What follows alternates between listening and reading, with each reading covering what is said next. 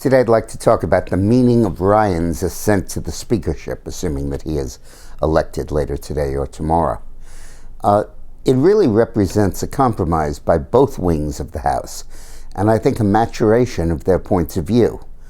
The establishment in the House that had always resisted the new Tea Party members, put them down, tried to contain them, tried to discipline them, tried to make them follow the rules, finally realizing that they have to select a conservative speaker, someone who is a movement conservative from the movement, and someone who's driven primarily by his ideas rather than simply his party identification, and that the Tea Party Conservative Caucus is correct in that.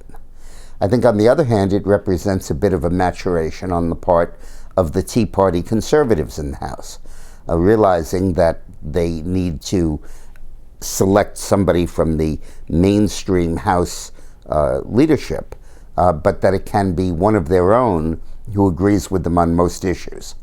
Now, not all issues. There's some evidence that Ryan is to the left of his caucus on immigration and on free trade, or to the, I guess, the right on free trade. But I think that ultimately Ryan will be an excellent speaker. Ryan is really the intellectual leader of the House conservatives.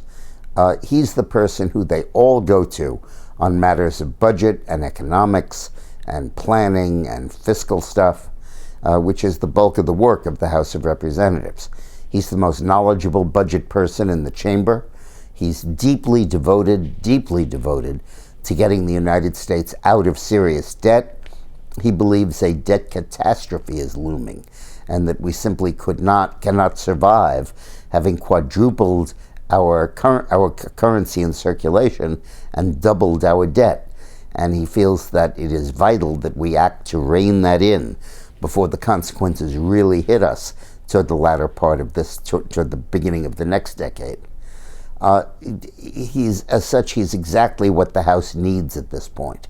But on the other hand, he's practical. I think that he's grown quite a bit during his own race for vice president and his exposure to national politics. And then you come down to something else. He is probably, other than Gingrich, the brightest single conservative Republican in the country. When I worked for Clinton and met Clinton and Gore and Gingrich, I said, well, I get it.